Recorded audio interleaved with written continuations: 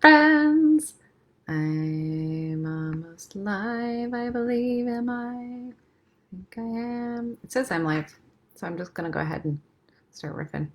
Hi, everybody. So today I wanted to talk to you about the astrology, because duh, I like to talk about the astrology.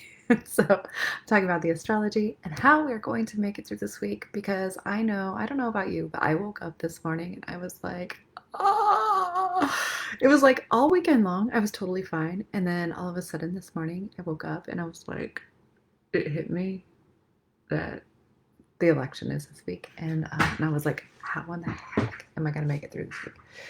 So, yeah, it was a little bit painful. I gotta be honest. And of course, I had to look at the astrology. And when I did, um, I was not surprised to find that there are some influences that are just kind of like at play right now. In uh, First, I'll tell you that the full moon that we had was on Halloween. It it could have been although full moon in Taurus sounds wonderful and delicious because Taurus is all about comfort and pleasure and just la. Um, it was also it was also Uranus and Jupiter and or conjunct with Uranus. I'm sorry, it was conjunct with Uranus right there. It was square Pluto, Saturn.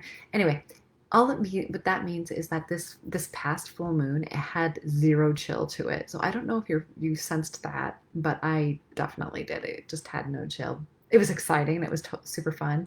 And my wife and we watched a concert outside and we did a little bonfire and it was like super fun. But yeah, it didn't have any chill. And we're going to be sensing that up until the middle of the month, at least, up until the new moon. And the new moon is when the moon kind of like it looks like it goes away and then it comes back eventually, it waxes all the way, or it wanes all the way. It goes all the way down. You don't see it. And then, yeah. So, um, there are some other astro influences. I'm not going to go into them because I don't know if folks here are really that interested in all of the planets and where they're at and stuff. But if you are interested, then come on over to my Jupiter's Playground Facebook group, and I go over all that stuff in there. So it won't be I won't bore you to death. But there are astro influences that can make us feel as though sort of dogmatic, like, oh my gosh, this is definitely going to happen, oh, we're doomed, that sort of thing, or like your mind is on fire and you're going to explode, or you feel like you're being repressed, like or depressed. Okay, there can be depression, so that is there throughout this week. There's a lot of hope, so that's Sun opposition Uranus. There's a lot of hope. I want this to go my way, and of course, everybody feels the same way. So it's like, so that's an influence. And Moon square Uranus and Neptune, so that's hypersensitivity and it's deep, deep empathy. So connecting with others. So self-care this week, super, super critical. So, and as you know, you can't change something unless you're completely aware of it. And this morning when I woke up, it was like I was aware of it. I was aware of all of my feels. I was in my feels, not everybody else's, because an empath, if you're not aware, is like, or being empathic, what the experience is like is, say you're sitting in a room and and everything's totally fine, then somebody walks into the room and of course you acknowledge that they're physically there, but then it's like internally it's like there's a shift. It's like it could be that you just tuned in with what was happening with them. So that's an empath. And a lot of us are kind of like dealing with that, and we need help with separating, this is mine and this is the other person's. So So it's really important in those moments to ground. And the way that you can ground really quickly is you can take your finger or take your hand, put it on your lower belly and just say root, and it will just drop you down, and imagine that a root is actually growing down and into the ground. It will ground you, and it will kind of connect you with what's yours as opposed to what somebody else's. Um, there's a whole like shielding technique that you can do too. I won't get into that. Maybe I can do that later. But but yeah, it saves us from that state of fight or flight that a lot of us get into, especially now. You're going to be, you may just find yourself feeling that, that panic. We don't want to be in that state. So, especially at work, especially when we're dealing with kids, or especially when we're like at home with our parents and they're just like rambling about like things that you don't believe in. So yeah, root down and then get present. One of the most effective ways to get present is simply just to like tell yourself, like in your mind, tell your mind, my feet are on the floor. I am breathing.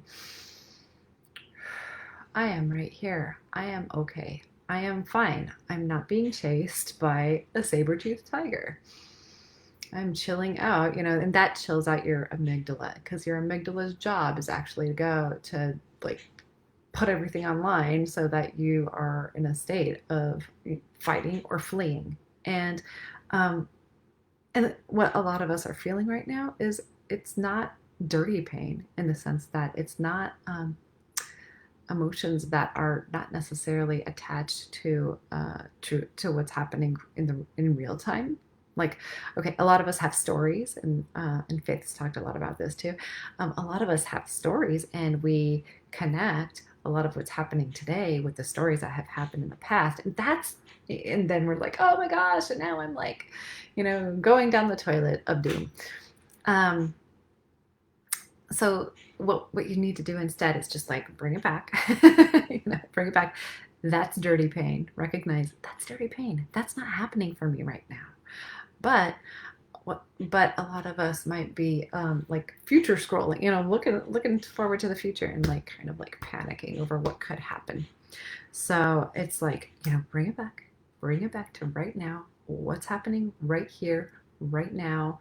I am totally aware that, some really scary things could happen, but, it's not happening right now. Right now, I am safe.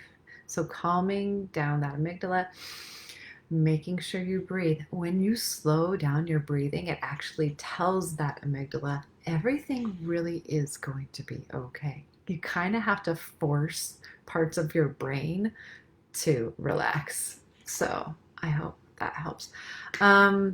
But yeah, we need our physiological responses to what's happening right now. So you might feel kind of like that, those rushes of cortisol like coursing through your body. And in those moments, it's really important for you to have some sort of like some sort of practice, like a physical practice, to get that energy out.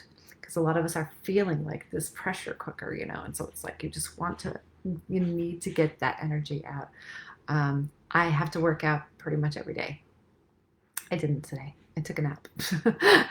Napping is good too. And just as long as you don't do it too much as to escape things.